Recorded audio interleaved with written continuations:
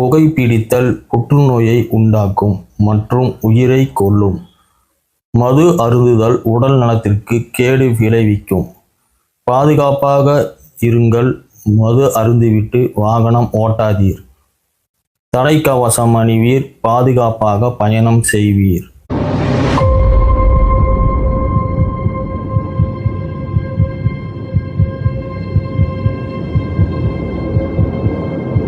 Hi, welcome to Vettaikaran YouTube channel.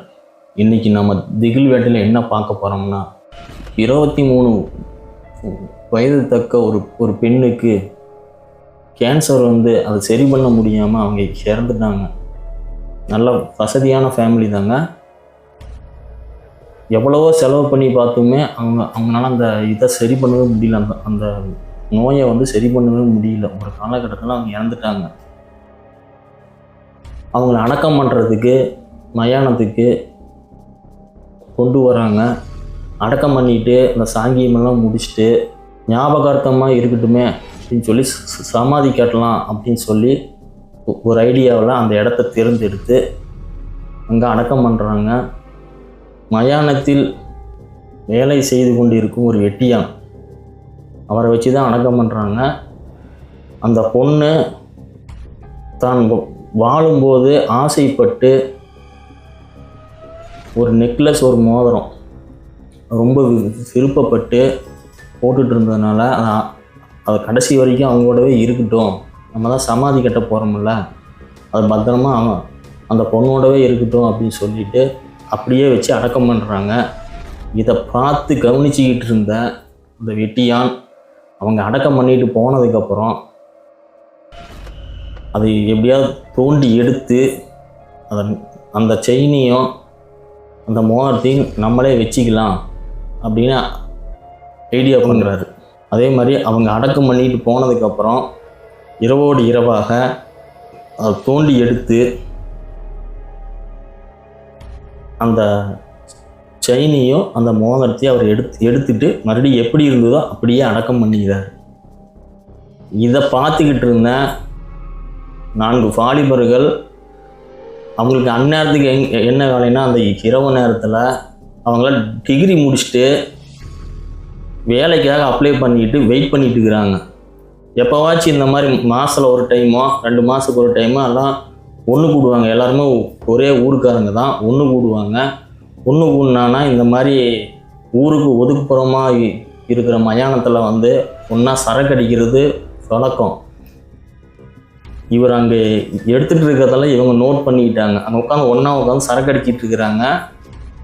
பின்னாடி என்னமோ சத்தம் வருது அப்படின்ட்டு அதை நோட் பண்ணுறாங்க. இவர் என்னமோ பண்ணிட்டு இருக்கிறான்னு இந்த பக்கம் 2 பேர், அந்த பக்கம் 2 பேருன்ட்டு 4 பேர்த்தில் 2 பேராக பிரிஞ்சு அந்த பக்கம் போய் அவருக்கே தெரியாமல் என்ன பண்ணுறாரு.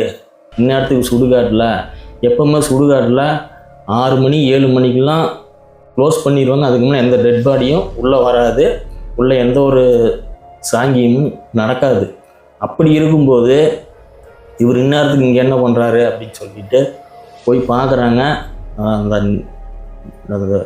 அதை தோண்டி எடுத்து அந்த நெக்லஸையும், அந்த நெக்லஸ் இல்லைங்க செயின், அந்த செயினையும் மோதிரத்தையும் எடுக்கிறது இவங்க பார்த்துட்றாங்க. அதுக்கப்புறம் போய் வெட்டியான்ட்ட போய் கேட்குறாங்க, இந்நேரத்துக்கு என்ன பண்ணிட்டு இருக்கிறீங்க அப்படின்னு சொல்லிட்டு போய் கேட்குறாங்க. அப்படி கேட்கும்போது, இல்லைங்க இந்த மாதிரி செயினும் மோதிரத்தோட அப்படியே அடக்கம் பண்ணிக்கிட்டாங்க. எதை அது மண்ணோட மண்ணாக அப்படியே இருக்கிறதுக்கு நான் அதை எடுத்தேனே எனக்காவது ஆகும்ல அப்படின்னு சொல்லி அவர் சொல்கிறாருங்க. உடனே இவங்க அதுக்குள்ள பங்கு கேட்குறாங்க. அப்படி பங்கு கேட்டு அந்த 4 வாலிபர்களுக்கும் இந்த வெட்டியானுக்கும் நடந்த அமானுஷ்ய திகில் சம்பவத்தை தாங்க இன்றைக்கி நம்ம இந்த வீடியோவில் பார்க்க போகிறோம். நம்ம சேனலை சப்ஸ்கிரைப் பண்ணால் பார்த்துட்டு இருக்கிறவங்க சப்ஸ்கிரைப் பண்ணிடுங்க. அப்படியே பெல் ஐக்கான் அழுத்தி ஆளுங்கிறத செட் பண்ணிக்கங்க. உங்கள் வாழ்க்கையில் நடந்த அமானுஷ்ய திகில் சம்பவங்கள் ஏதாச்சும் இருந்துச்சுன்னா கீழே டிஸ்கிரிப்ஷன் பாக்ஸில் என்னுடைய டெலகிராம் சேனல் லிங்கு நான் கொடுத்துருக்குறேங்க. அந்த குரூப்பில் ஜாயின் பண்ணிக்கங்க. டைப் அடித்து அனுப்புறது ரொம்ப சிரமமாக இருந்துச்சுன்னா ஆடியோ ஃபார்மேட்டில் கூட நீங்கள் அனுப்பலாங்க. நான் அதை என்னன்னு கேட்டுக்குவேன். பொதுவாக நம்ம கோஸ்ட் ஸ்டோரி சொல்லும்போது நீங்கள் சொல்கிற ஒரிஜினல் பேரை அப்படியே நம்ம சொல்கிறதில்ல, துணை பெயர்கள் வச்சு தான் நம்ம அந்த ஸ்டோரி சொல்கிறோம். வாங்க வீடியோக்குள்ளே போகலாம்.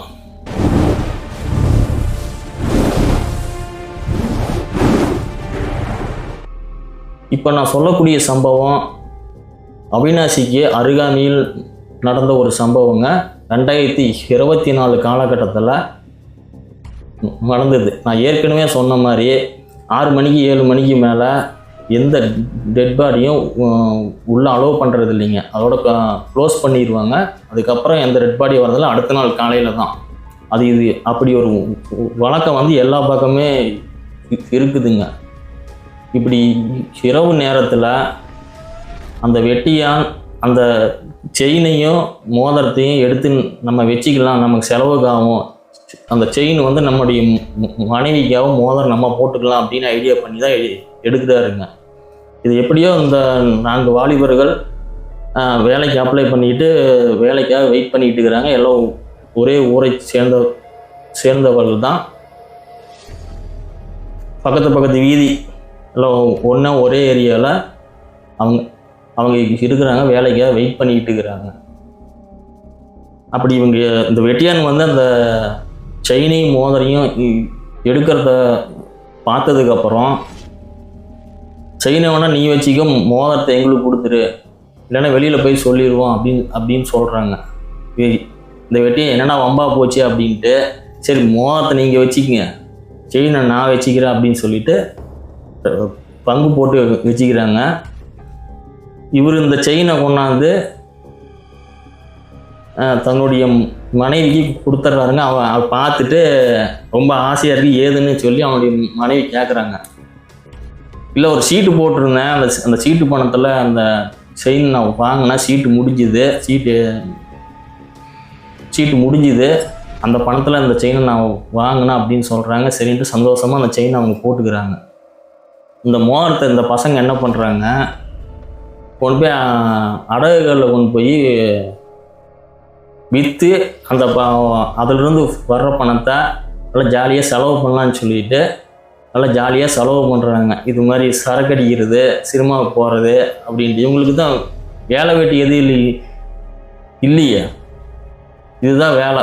அவங்களுக்கு வேலை கிடைக்கிற வரைக்கும் இப்படியே கொஞ்ச நாள் போயிட்டு இருக்கும்போது அதில் 4 பேர்த்தில் ஒரு பையனுக்கு பெங்களூரில் வேலை கிடைச்சிருது, இன்னொரு பையனுக்கு கோயம்புத்தூரில் வேலை கிடைச்சிருது, இன்னும் 2 பேர்த்துக்கு வந்துங்க சென்னையில் வேலை கிடைச்சிருது. இப்படியே 4 பேர் பிரிஞ்சிடுறாங்க.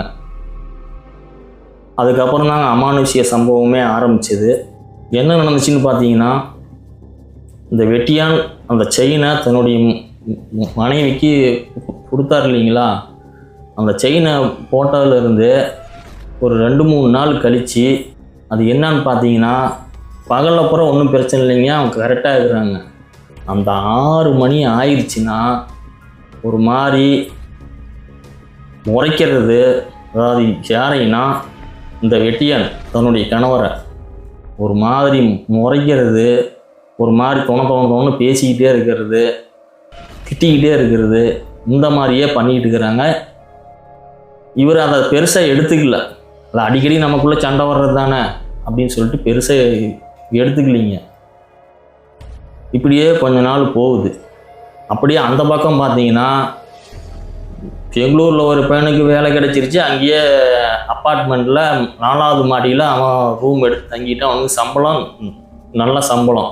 இங்கே ஒரு பையன் கோயம்புத்தூரில் வேலை கிடச்சி போயிட்டான். அவன் ஒரு பக்கம் ரூம் எடுத்து தங்கிட்டான், அவனுக்கு நல்ல சம்பளம். 2 பசங்க சென்னைக்கு போயிட்டாங்க. அந்த பெங்களூரில் ஒரு பையனுக்கு வேலை கிடச்சி போய் செட்டில் ஆனான் பார்த்தீங்களா, அவனுக்கு நைட்டில் ஒரு மாதிரி திகிலாக கனவு வருதுங்க. கெட்ட கனவாக வருது. அப்படி கனவு வந்துட்டு இருக்கும்போது ஒரு நாள் பார்த்தீங்கன்னா என்ன கனவுல வருதுன்னா, அந்த கோயம்புத்தூரில் ஒரு பையனுக்கு வேலை கிடைச்சி போய் செட்டில் ஆகணும்னு சொன்னோம் பார்த்தீங்களா, அந்த பையனுக்கு ஏதோ பைக் ஆக்சிடெண்ட் ஆகிற மாதிரி கனவு வருது. திடீர்னு கண் முழிச்சு பார்க்குறான், அவன் வீட்டில் படுத்து தூங்கிட்டு தான் இருக்கிறான்.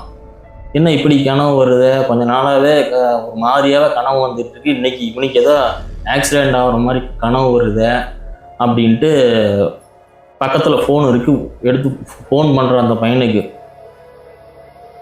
நைட்டு ஒரு 1:30 மணி இருக்குங்க இந்த கனவு வரும்போது. அப்போ அந்த பையனுக்கு ஃபோன் பண்ணுறான், ரிங்கு போகுது, ஃபோன் எடுக்கல. அவன் நல்லா தூங்கிட்டு இருக்கிறான், அந்நேரத்துக்கு ஃபோன் பண்ணால் அவன் எப்படி எடுப்பான்? தொடர்ந்து ஃபோன் அடிச்சுக்கிட்டே இருக்கிறாங்க. அப்புறம் ஒரு 5 டைம் 6 டைம் ஃபோன் பண்ணுறான். அப்புறம் ஒரு டைம் ஃபோன் எடுத்து என்னடா அப்படின்னு கேட்குறான். எங்கடா இருக்கிற அப்படிங்கிறேன். இந்நேரத்துக்கு எங்கடா இருப்போம், சுடுகாட்டுலையா இருப்போம், வீட்டில் தான்டா இருக்கிறேன், படுத்து தூங்கிட்டு இருக்கிறேன், இந்நேரத்துக்கு எதுக்கடா ஃபோன் பண்ணுற அப்படின்னு சொல்லி அந்த பையன் கேட்குறான். இல்லை ஒரு மாதிரி கனவு கண்டேன், எனக்கு ஆக்சிடெண்ட் ஆகிற மாதிரி, அதனால தான் உனக்கு ஃபோன் பண்ணடே, ஏதாவது கண்டதையும் கனவு கண்டுட்டு எனக்கு ஏன்டா ஃபோன் பண்ணி தொந்தரவு பண்ணுற, முதல்ல ஃபோனை வைடா, ஃபோன் பண்ணுற நேரத்தை பாரு அப்படின்னு சொல்லிட்டு அந்த பையன் ஃபோனை வச்சிடறான். இவனும் அதுக்கப்புறம் படுத்து தூங்கிடுறான். அதுக்கப்புறம் அடுத்த நாள் வழக்கம் போல் எல்லாம் வேலைக்கு போய்க்கிறாங்க. அங்கே அப்படி நடந்துட்டு இருக்குங்களா? அப்படி இந்த பக்கம் வெட்டியானுக்கு வாங்க, வெட்டியான் கதைக்கு வருவோம். வெட்டியானுடைய மனைவிக்கு ஒரு மாதிரி அடிக்கடி வந்து உடம்பு கெட்டுக்கிட்டே இருக்குங்க, சரியாக சாப்பிட்றது இல்லை, சாப்பிடாம உடம்பு கெட்டு போயிடுது. உடம்பு கெட்டு போய் இந்த ஹாஸ்பிட்டல் செலவு அப்படி இப்படின்னு ஹாஸ்பிட்டலுக்கு அடிக்கடி போயிட்டு வராங்க. உடம்பு அப்படி மெலிஞ்சு போச்சுங்க. அதுக்கப்புறம் என்னடா இப்படியே செலவு வந்துக்கிட்டே இருக்கு அப்படின்னு சொல்லிட்டு, சரி நம்ம ஏதாவது அந்த பாடம் போட்டு எந்திரம் கட்டுவாங்க இல்லைங்க, அங்கே போய் பார்க்கலாம் அப்படின்னு சொல்லிட்டு அங்கே போகிறாங்க. அங்கேயும் பாடம் போட்டு எந்திரம் கட்டுறாங்க. அப்பவும் உடம்பு நல்லாவே ஆகல, உடம்பு ரொம்ப எழிஞ்சு போயிடுச்சிங்க. அப்புறம் என்ன அப்படியே கவலையிலேயே இருக்கும்போது ஒரு நாள் நைட்டு ஒரு 11:30 மணி இருக்குங்க. அவருடைய மனைவி அலறி அடிச்சுக்கிட்டு எந்திரிச்சு, என்னடா என்னுடைய பொருளை எடுத்து என்னடா பண்ணீங்கன்னு சொல்லி பயங்கரமாக கத்துறாங்க. இவங்க வீடு வந்துங்க அந்த மயானத்துக்குள்ளே தான் இருக்குது. மயானத்திலேயே ஓரமாக ஒதுக்குப்புறத்துலேயே என்ட்ரன்ஸ்லேயே இருக்குங்க. இவங்க வீட்டை தாண்டி தான் மயானத்துக்குள்ளே போகணும். இன்னுமே ஒரு சில பக்கம் வந்து அப்படி தாங்க இருக்குது. மயானத்தில் வேலை செய்கிறவங்களுக்கு இங்கேயே ஒதுக்குப்புறமா வீடு கட்டி கொடுத்துருவாங்க. அது மாதிரி தான் இவங்களும் கட்டி கொடுத்துருக்குறாங்க. அங்கே வேற யாரும் இருக்க மாட்டாங்க, இவங்க மட்டும், இந்த ஃபேமிலி மட்டும்தான் அங்கே இருக்கும். அப்போ உள்ள இருந்து ஒரு ஆக்ரோஷமும் ஒரு ஆன்மா ஒன்று பேசுதுங்க. என்னுடைய செயினை வந்து எடுத்து என்னடா பண்ணி வச்சுக்கிறீங்க அப்படின்னு சொல்லிட்டு பயங்கரமாக கத்துதுங்க. இவருக்கு ஒன்றுமே புரியல. அதுக்கப்புறம் தெளிவாக சொல்லுதுங்க, நான் அந்த பொண்ணுடைய ஆன்மா நான் தான், அதாவது இவங்க வெட்டியானுடைய ஒய்ஃப் உடம்புக்குள்ள அந்த ஆன்மா அப்போவே இறங்கிருச்சிங்க. வெட்டியான் ஒரு பொண்ணோட டெட் பாடியிலேருந்து அந்த செயின் மோதிரத்தெல்லாம் எடுத்தேன் பார்த்தீங்களா, இந்த பொண்ணுடைய ஆன்மா ஆரம்பத்திலேயே இந்த வெட்டியானுடைய ஒய்ஃபோட உடம்புக்குள்ளே இறங்கிருச்சிங்க. அது கொஞ்ச நாளாக வெளிப்படல, அது அப்படியே ஆக்ரோஷமாக அப்படியே இருந்துருக்குது. ஒரு கொஞ்ச நாள் போனதையுமே அது அதனுடைய ஆட்டத்தை ஆரம்பிச்சிருச்சு. என்னுடைய செயினையும் மோதிரையும் எடுத்து என்னடா பண்ணீங்க அப்படின்னு கேட்கும்போது அப்போல்லாம் அவனுக்கு வந்து அந்த வெட்டியானுக்கு ஒன்றுமே புரியல. அதுக்கப்புறம் விளக்கமாக சொல்லுதுங்க, இந்த மாதிரி என்னை அடக்கம் பண்ணும்போது என்னுடைய செயினும் மோதிரத்தையும் எடுத்து 2 பேர் 2 பங்காக போட்டுக்கிட்டீங்கள, அந்த 4 பேருக்கு மோதிரமோ செயினை நீயே வச்சுக்கிட்டீங்கள, இந்த செயின் மட்டும் 2 பவுனுங்க. அந்த ஆன்மா பேசுகிறேன்டா அப்படின்னு சொல்லிட்டு எனக்கு என்னுடைய செயின் மோதிரம் வேணும், இல்லைன்னா நான் உங்களை சும்மாவே விட மாட்டேன், அதனால தான் உன்னுடைய மனைவியாக துன்புறுத்திட்டு இருக்கிறேன், உன்னையும் சும்மா விட மாட்டேன் அப்படின்னு சொல்லி அந்த ஆன்மா சொல்லுது. அந்த ஒய்ஃபோட உடம்புக்குள்ளே இருந்து நான் எடுக்கலன்னு சொல்கிறாடே, எனக்கு எல்லாம் தெரியும்டா, நீ யார்கிட்ட வேணால் பொய் சொல்லலாம், ஆனால் ஒரு ஆன்மா கிட்ட ஒரு பேய்கிட்ட பொய் சொல்ல முடியாது, எனக்கு தெரியும். நீ இப்போ எனக்கு செயினும் மோதிரமும் மறுபடியும் பழையபடி என்னுடைய டெட் பாடியிலேயே போட்டு வைக்கலீங்கன்னா நான் உன்னையும் விட மாட்டேன், உன் மனைவியும் விட மாட்டேன் அப்படின்னு சொல்லுதுங்க. சரி நான் வச்சிட்றேன், நீங்கள் சொன்ன மாதிரியே நான் வச்சிட்றேன், செயின் எங்கிட்ட இருக்கு, மோதிரம் அந்த பசங்க கிட்ட இருக்கு, அந்த பசங்களை எங்கே போய் தேடுவேன் அப்படின்னு சொல்லி இந்த வெட்டியை சொல்கிறாங்க. அதெல்லாம் எனக்கு தெரியாது, நீ தான் எடுத்த, அதுக்கு நீ தான் பொறுப்பு அப்படின்னு சொல்லி அந்த ஆன்மா சொல்லுதுங்க. சரி நான் வச்சிட்றேன், என் மனைவி ஒன்றும் பண்ணாதா அப்படின்னு சொல்லிடுறேன். சரின்ட்டு அதுவும் சொல்லிடுது. என்ன சொல்லுதுன்னா, இந்த செயினும் மோதிரமும் வரலைன்னா 4 நாள் டைம் தரேன், செயினும் மோதிரமும் வரலைன்னா நான் பண்ணுறதே வேற அப்படின்னு சொல்லிடுது. சரி 4 நாள் டைமு கிடச்சிருச்சே, எப்படியோ அந்த பசங்களை தேடி கண்டுபிடிச்சிடலாம் அப்படின்ட்டு எப்படியோ ஒரு வழியை தேடி கண்டுபிடிக்கிறான். எப்படி தேடி கண்டுபிடிக்கிறான்னா, அதில் ஒரு பையனுடைய வீடு வந்து அந்த ஏரியாவில் தான் இருக்கிறது இவனுக்கு தெரியும். அந்த ஏரியாவுக்கு போய் விசாரித்து எப்படியோ ஒன்று ஃபோன் நம்பரை வாங்கிடுறான். அந்த மாதிரி அந்த ஃபோன் நம்பரை வாங்கி அந்த பசங்களுக்கு ஃபோன் அடிக்கிறான், இந்த மாதிரி ஆகிப்போச்சு அப்படின்ட்டு. அவன் என்ன சொன்னான், அவங்க என்ன சொல்கிறாங்கன்னா, அப்புறம் ஒரு பையனுக்கு ஃபோன் பண்ணி கேட்குறான், அந்த மோதிரத்தை நாங்கள் அப்போவே விற்றுட்டோம் அப்படின்ட்டு. ஐயோ போச்சே அந்த மோதிரம் வேணும், இந்த மாதிரி ஆன்மா வந்து என் மனைவியோட உடம்புக்குள்ளே இறங்கி இந்த மாதிரி நம்ம மிரட்டுது, என்னையும் விடமாட்டேன் உங்களையும் விடமாட்டேன் மிரட்டுது, எப்படியா அந்த மோதிரத்தை எங்கே நீங்கள் விற்றீங்க அந்த கடையை சொல்லுங்கள் அப்படின்னு சொல்லி கேட்டதுக்கு இந்த மாதிரி அட்ரஸ் சொல்லி ஒரு கடையினுடைய ஃபோன் நம்பரும் அட்ரஸும் அந்த பையன் கொடுத்துட்றான். அந்த கடைக்கு போய் பார்த்தா, ஐயா யார் கொண்டாந்து கொடுத்தது நீ வந்து கேட்குற அப்படின்ட்டு வலுப்பெல்லாம் அந்த ஆள் சொல்லிடுது. ஏன்னா இந்த மாதிரி அடகு கடையில் இந்த மாதிரி பொருள் யாராவது விற்க வந்தாலும் அதை யார் விற்றாங்க எப்போ விற்றாங்கிறத யாரும் சொல்ல மாட்டாங்க. அது விற்றவங்களே வந்து கேட்டாலும் கொடுக்க மாட்டாங்க. ஏன்னா இந்த மாதிரி திருட்டு நகையாக இருந்தால் என்ன பண்ணுறதுன்ட்டு கம்மி விலைக்கு தான் எடுத்துக்குவாங்க. ஆனால் அவங்க விற்கும்போது எச்சு விலைக்கு தான் வைப்பாங்க. அது ஒன் வே மாதிரி ஒரு டைம் விற்றுட்டாங்கன்னா அந்த நகை திருப்பும் அவங்க கைக்கெல்லாம் கிடைக்காது. அப்படியெல்லாம் யாரும் வந்து விற்கலையே அப்படின்னு சொல்லி அந்த கடைக்காரர் சொல்லிடுறாரு. சரின்ட்டு அவன் வீட்டுக்கு வரான். வீட்டுக்கு வந்ததையும் அன்னைக்கு நைட்டு அவங்களுடைய மனைவி சாப்பிட்டுட்டு தூங்குறாங்க. அடுத்த நாள் வெடியுதுங்க. வெடிஞ்சு எந்திரிச்சு பார்க்கும்போது வாயில் நுர சொல்லி படுத்துக்கிட்டு இருக்கிறாங்க. போய் எழுப்பி பார்க்குற அந்த வெட்டியான் அவனுடைய மனைவி எந்திரிக்கவே இல்லைங்க. அப்புறம் கையை பிடிச்சி இப்படி தூக்குற, கை பொத்துன்னு கீழே விழுகுது. மூக்குக்கிட்ட கொண்டு போய் இப்போ விரலை வச்சு பார்க்குறாங்க, மூச்சே வரல. அவங்க மனைவி டெத்து, இறந்துட்டாங்க. அதுக்கப்புறம் இவர் ஓனும் அழுகுறாரு, இந்த மாதிரி ஆன்மா வந்து என் மனைவியை கொன்றுச்சே அப்படின்ட்டு. ஆசைப்பட்டு அந்த நகையை எடுத்தேன், அந்த ஆன்மா இப்படி பண்ணிருச்சு அப்படின்னு சொல்லிட்டு அந்த சுடுகாட்டிலேயே அது வந்து இவன் அடக்கம் பண்ணலைங்க, வேற ஆள் இவங்க அசிஸ்டண்ட்லாம் இருப்பாங்கள்ல அந்த குரூப் வந்து ஒரு மனைவியை அங்கே அடக்கம் பண்ணிட்டாங்க. இந்த டெட் பாடிக்கு பக்கத்தில் அடக்கம் பண்ணலைங்க, கொஞ்சம் தள்ளி ஒதுக்குப்புறமாக அடக்கம் பண்ணிக்கிட்டாங்க. அதுக்கப்புறம் அடுத்த நாள் என்ன ஆகுதுன்னா, இந்த கோயம்புத்தூரில் ஒரு பையன் வேலை கிடச்சி 4வது ஃப்ளோரில் குடிக்கிறேன்னு சொன்னோம் பார்த்தீங்களா. அவன் அன்றைக்கி நைட்டு படுத்து தூங்கிட்டு இருக்கிறான். சாப்பிட்டுட்டு வேலைக்கு போயிட்டு வந்துட்டு நைட்டு சாப்பிட்டுட்டு படுத்து தூங்கிட்டு இருக்கிறான். அவனுக்கு ஒரு மாதிரி சத்தம் கேட்குதுங்க. அது எப்படின்னா, இவன் தூங்கிட்டு இருக்கிறான், யாரோ கதவை திறக்கிற மாதிரி. அதாவது இவன் இருக்கிறது 4வது அடுக்குங்க, அதுக்கு மேலே மொட்டை மாடி தான். முன்னாடி ஒரு கதவு பின்னாடி ஒரு கதவுங்க. பின்னாடி இருக்கிற கதவை திறந்தோம்னா மொட்டை மாடிக்கு போகிற வழி இருக்குங்க. அந்த கதவை யாரோ திறக்கிற மாதிரி சத்தம் வருது. இது என்னடா சத்தம் வருது அப்படின்னு சொல்லிட்டு தூக்கத்துலேருந்து எந்திரிச்சு போய் அந்த கதவை ஆடிக்கிட்டு இருக்கு. யாரோ திறந்து அந்த பக்கம் போனால் கதவை இப்படி ஆடுங்க, அந்த காற்று காட்டுற மாதிரி ஆடிக்கிட்டு இருக்குங்க.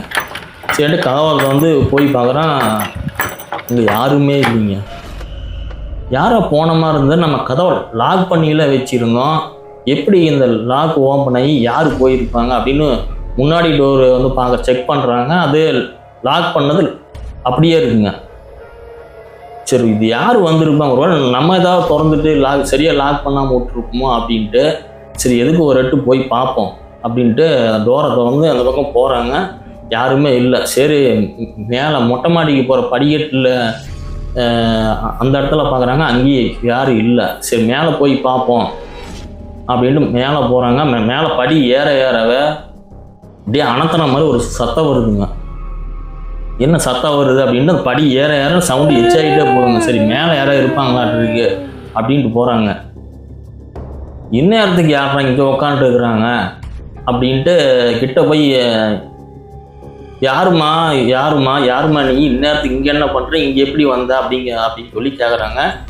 தலையை கீழே குனிஞ்ச வாக்கில் இப்படி குத்த வச்சு உட்காந்துட்டு தான் அது ஒரு மாதிரி அணத்திக்கிட்டு இருக்கு. ஊ ஊ அப்படின்னு அணத்திக்கிட்டு இருக்கு. அப்புறம் கிட்ட போக போக இவன் பேசிக்கிட்டே பேச்சு கொடுத்துட்டே கிட்ட போக போக அப்படியே தலையை தூக்குதுங்க. ஒரு மாதிரி அந்த கண்ணுக்குன்னெல்லாம் அப்படியே பொத்தல் விழுந்த மாதிரி ஒரே கருகரு கருகரு கருகருன்னு இருக்குங்க. அந்த கண்ணு இருக்கா இல்லையானே தெரியலைங்க. அப்படி மூஞ்செல்லாம் ஒரு மாதிரி கோரமாக இருக்கு. இவன் பார்த்ததையும் ஆளை அப்படியே அரண்டுட்டாங்க. அப்படியே பேச்சே அவனுக்கு வரல அவனுக்கு. அப்புறமே அப்படியே அந்த கையில் அப்படியே குறவழியை பிடிச்சி தூக்குதுங்க. தூக்கி கையில் பிடிச்சிக்கிட்டே அப்படி சொல்லுதுங்க. அண்ணா அப்படியே அண்ணாந்து பார்த்துக்கிட்டோம். அப்படியே இவனுக்கு மேலே தூக்கிருச்சிங்க. அப்படியே அண்ணாந்த பார்த்த வாக்கிலேயே சொல்லுதுங்க,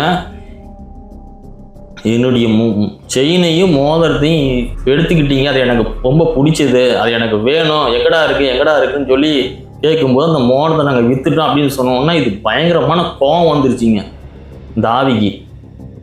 இந்த ஆவி யாருன்னா அந்த பொண்ணோட ஆவிங்க. ஊக்கி ஒரு வீசுது பாருங்க. 4வது மெத்தையிலேருந்து கீழே பொத்துன்னு வந்து விழுவுறோம். அது வந்து எட்டி பார்க்குதுங்க. எப்படி நான் 4th ஃப்ளோர்லேருந்து கீழே பார்க்குதுங்க. அந்த பில்லருக்கு போட்ட அந்த கம்பியெல்லாம் நீட்டிகிட்டு இருந்துருக்குது. பின்ன மண்டையில் ஏறி கண்ணு வழியாக வெளியில் வந்து ரத்த பொலன்னு கொட்டுதுங்க. அங்கேருந்து பார்த்துக்கிட்டு சிரிக்குதுங்க. சிரிச்சுட்டு ரத்தம் அப்படி ஊற்றுங்க பொலன்னு. அங்கே குடிக்கிறவங்களுக்கு ஏதோ சத்தம் வருது அப்படின்னு சொல்லிட்டு அசால்ட்டாக விட்டுட்டாங்க. சரி காற்று அடிச்சிருக்கு, ஏதாவது விழுந்துருக்கும் அப்படின்னு அவங்க வேற மாதிரி நினச்சிட்டு கம்முன்னு விட்டாங்க. அடுத்த நாள் வெடிஞ்சதுக்கு அப்புறம் தான் தெரிஞ்சுதுங்க இந்த ஆவி. அதுக்கப்புறம் போயிருச்சு, பார்த்து சிரிச்சுட்டு போயிருச்சு. ஒரு டிக்கெட்டு அவுட்டு. அப்புறம் அந்த பாடியை வந்து அடுத்த நாள் ஊருக்கு கொண்டு வந்து எல்லாம் கொண்டு போடுறாங்க. இப்போல்லாம் வந்து தான் நான் ஆகணும். பாக்கி 3 பேரும், சென்னையில் இருக்கிற 2 பேரும், கோயம்புத்தூரில் இருக்கிற அந்த பையனும் எல்லாம் இவன் செத்து போயிட்டா வந்து தான் ஆகணும். அப்போ வெட்டியானுக்கு இந்த விஷயம் தெரிய வருதுங்க. அப்போ அந்த பசங்கிட்ட சொல்கிறாங்க, இப்படிதான் என்னுடைய மனைவியும் இறந்துட்டாங்க, அது எப்படி இறந்தாங்கன்னு தெரியல, ஆனால் இந்த ஆவி பண்ண வேலை தான் அப்படின்னு சொல்லிட்டு நடந்த விஷயத்தையெல்லாம் அப்படியே சொல்கிறாருங்க. சொன்னதையுமே அப்புறம் இந்த பையனும் இவன் எப்படி மேலே வந்து கவரை விழுந்து இறந்து போயிட்டான் அப்படின்றத எல்லோரும் நினச்சிக்கிட்டு இருக்கிறாங்க. இந்த வெட்டி இந்த நடந்த விஷயத்தெல்லாம் சொன்னதுக்கு அப்புறம் தான் அவங்களுக்கே வந்து லேசாக பொறி தட்டுது. என்னமோ நடந்திருக்கு, அவன் வந்து தவறி விழுந்து செத்த மாதிரி தெரியல, இந்த பேயோட வேலை மாதிரி தான் தெரியுது அப்படின்ட்டு. அப்புறம் சரின்ட்டு அவனையும் அந்த சுடுகாட்டிலேயே அடக்கம் பண்ணிடுறாங்க. அது இந்த வெட்டியார் தான் அடக்கம் பண்ணுறான். அப்புறம் அந்த வெட்டியை வந்து இந்த பையன் மீதி இருக்கிற 3 பசங்கிட்ட சொல்கிறான், இந்த மாதிரி ரொம்ப டேஞ்சரான இடத்துல நம்ம இருக்கிறோம், 2 பேர் இறந்துட்டாங்க, என்னுடைய சம்மந்தமே இல்லாமல் என்னுடைய மனைவி அதுக்கு அந்த ஆவி கொன்றுச்சு, உங்களில் புறத்தை நான் போட்டு தள்ளிடுச்சு, பார்த்து சுதனமாக இருந்துங்க, இந்த பிரச்சனையை சால்வ் பண்ணோன்னா அதோட நகையை அதுக்கிட்டேயே ஒப்படைக்கணும், செயின் எங்கிட்ட இருக்குது, மோதிரத்தை என்னடா பண்ணீங்க அப்படின்னு சொல்லி கேட்குறான். யார் இந்த வெட்டியாக அந்த பசங்கிட்ட அந்த மாதிரி விற்றுட்டான் அப்படின்னு சொல்லும்போது, அப்போ என்ன பண்ணீங்களோ ஏது பண்ணீங்களோ தெரியாது, அந்த மோதிரத்தை எப்படியாவது மீட்டுக்கிட்டு வாங்க, நான் எப்படி ராவாக எடுத்தனோ அதே மாதிரி ராவாக அங்கேயே கொண்டு போய் வச்சிட்றேன், நமக்கு இந்த பிரச்சனையே வேண்டாம் அப்படின்னு. சரின்ட்டு இந்த 3 பசங்களும் ஐடியா பண்ணுறாங்க. சரி அப்போ எப்படி அதுக்கு அதை நிறைய வாங்கணுன்னா அப்புறம் பணம் வேணுமில்ல. சரி பணத்தை எப்படியோ ஒன்று ரெடி பண்ணுறாங்க, ஆளுக்கு கொஞ்சமாக போட்டு. வேலைக்கு போயிட்டாங்களே, சம்பளம் வருது இல்லைங்க, பணத்தை ரெடி பண்ணி எப்படியோ அந்த கடைக்கார்ட்ட போய் கேட்டு கெஞ்சி கூத்தாடி இல்லைங்க இந்த மாதிரி வந்து ஒரு ஒரு மோதிரம் கொண்டாந்து நாங்கள் விற்றோம், அது ரிட்டன் எங்களுக்கு வேணும் அப்படின்னு கேட்கும்போது அதெல்லாம் எங்கே இருக்குன்னே தெரியல அப்படின்னு சொல்லி அந்த கடைக்காரர் சொல்கிறாரு. இல்லைங்க எங்களுக்கு அதே மோதிரம் தான் வேணும். அவர் வந்து சொல்கிறாரு அது எங்கே இருக்குன்னு தெரியல, வேணா வேறு மோதிரம் அது மாதிரி புது புது டிசைன் இருக்குது வேணா வாங்கிக்கிங்க அப்படின்னு சொல்லும்போது, இல்லைங்க எங்களுக்கு அதே மோதிரம் தான் வேணும், அது வந்து இன்னொருத்தருடைய மோதிரம், அது ரொம்ப அதிர்ஷ்டமான மோதிரமாக, அதனால் ஒரு அவசரத்துக்கு சேல்ஸ் பண்ணி அமௌண்ட் வாங்கிட்டு வந்து கொடுக்க சொன்னார். இப்போ அது ரொம்ப அதிர்ஷ்டமான மோதிரம் அப்படிங்கிறதுனால எனக்கு அதே மோதிரம் தான் வேணும்னு கேட்குறாரு. எப்படியும் அந்த மோதிரத்தையே கொடுங்க, நாங்கள் எக்ஸ்ட்ரா கூட பணம் கொடுக்குறோம் அப்படின்னு சொன்னதையுமே சரி கடைக்காரருக்கு என்ன எக்ஸ்ட்ரா பணம் வருது அப்படின்னு சொல்லிவிட்டு அந்த மோதிரத்தை எப்படி தேடி எடுத்து இந்த மோதிரமாக அந்த மோதிரமானு 4-5 மோதிரம் காட்டுறாரு. அதில் ஒரு மோதிரம் அந்த மோதிரம் தாங்க. பணத்தை கொடுத்துட்டு அந்த மோதிரத்தை வாங்கிட்டு வந்து வெட்டியாங்கிட்ட கொடுத்துட்றாங்க. இந்த பிரச்சனை நம்ம தப்பிச்சா போதும் அப்படின்ட்டு. சரின்ட்டு என்ன பண்ணுறாரு, இன்றைக்கி வேண்டாம் நாளைக்கு பண்ணிக்கலாம், இன்றைக்கி ஒரு சில டெட் பாடிலாம் வர வேண்டியது இருக்குது, வேலை இருக்குது, நாளைக்கு பண்ணிக்கலாம் அப்படின்ட்டு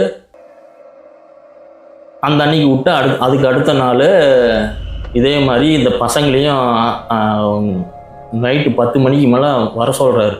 இந்த 3 பசங்களும் வராங்க. அதுக்கப்புறம் வந்ததுக்கப்புறம் அந்த டெட் பாடியை மறுபடியும் தோண்டி எடுத்து அந்த அந்த மோதிரத்தை அந்த விரல்லையே போடுறாங்க. அப்படியே அழுகி போயிருக்குங்க.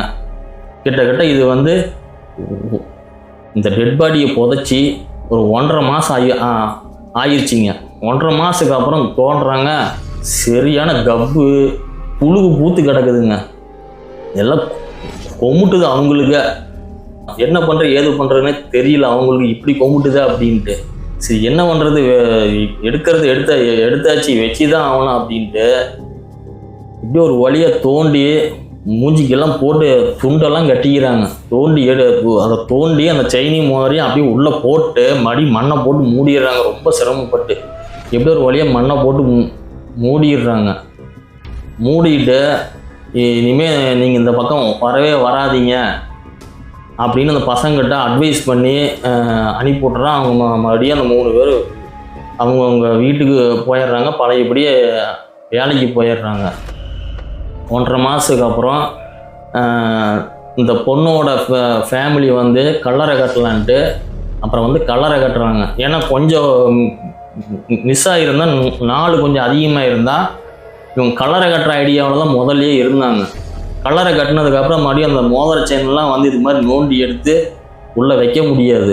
அதை கரெக்டான காலகட்டத்தில் தான் ஐடியா பண்ணி அந்த ஆவியை வந்து இந்த மோதிரத்தையும் செயினையும் எப்படியா நம்ம அவங்கள்ட்ட இருந்து நம்ம திருப்பி வாங்கிடணும் அப்படின்னு ஐடியா பண்ணியிருக்கு. பட் ரிட்டன் வாங்குற மாதிரி பண்ணிடுச்சு. என்ன இதில் 2 பேர் செத்து போயிட்டாங்க. இந்த வெட்டனுடைய சம்சாரமும் செத்து போச்சு. இந்த 4 பசங்களும் ஒரு பையனும் செத்துட்டான். அது 4வது பில்டிங்லேருந்து கீழே விழுந்து. அதுக்கப்புறம் தான் எங்களுக்கு பயமே வந்திருக்கு. அது கம்முன்னு அந்த மோதிரத்தையும் செயினையும் அவங்க எடுக்காமையே இருந்திருக்கலாம். அந்த வெட்டியும் ஆசைப்பட்டான். இந்த பசங்க பேராசைப்பட்டாங்க. இதில் ஒருத்தன் செத்தது தான் மிச்சம். அதுக்கப்புறம் 1.5 மாதத்துக்கு அப்புறம் அந்த அந்த இறந்து போன பொண்ணுக்கு சமாதி கட்டிக்கிறாங்க. அந்த கல்லறை மாதிரி கட்டுவாங்களே அந்த மாதிரி ஒரு நினைவு சின்னம் மாதிரி இருக்கட்டும்னு சொல்லிட்டு கல்லறை கட்டிடுறாங்க. ஏன்னா பொதுவாகவே வந்துங்க அடக்கம் பண்ணும்போது டெட் பாடியில் ஏதாவது ஒரு வெள்ளியோ ஒரு தங்கமோ இருந்துச்சுன்னா அதை டோட்டலாக வந்து ரிமூவ் பண்ணி அதை கழட்டி வந்து அந்த சம்மந்தப்பட்ட ஆளுங்கிட்டே கொடுத்துட்றாங்க. அதை அப்படியே போட்டு புதைச்சிட்டோம்னா செத்து போனதுக்கப்புறமா அந்த பணத்துக்கு நிம்மதி இல்லாத ஒரு வாழ்க்கை தாங்க. இந்த மாதிரி வெட்டியான் வேலை பார்க்குறவங்க சில பக்கம் வந்து நானும் கேள்விப்பட்டிருக்கிறேங்க.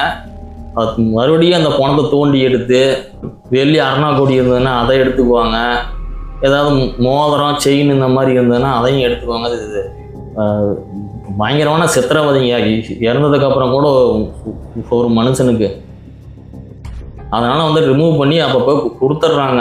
பார்த்துங்க எதுவுமே இல்லை அப்படின்ட்டு. தப்பி தவறி அவங்க ஆசைப்பட்டு இதை கழட்டாதீங்க, இது என் கூடவே இருக்கட்டும், அதை அப்படியே அடக்கம் பண்ணிடுங்க அப்படின்னு சொல்லிட்டாங்கன்னா, அவங்க சொன்ன பிரகாரம் அதை அப்படியே வந்து செஞ்சிட்டாங்கன்னா இந்த ஒரு பிரச்சனை இருக்குங்க.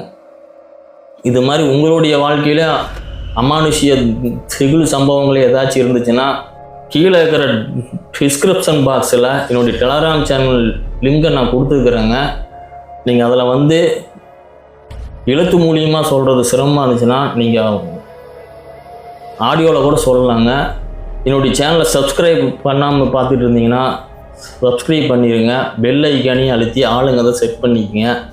நம்ம மீண்டும் அடுத்த ஒரு திகில் வேட்டையில் சந்திக்கலாங்க. அதுவரை நன்றி கூறி விடைபெறுவது நான் உங்கள் பாஸ்கரன். நன்றி.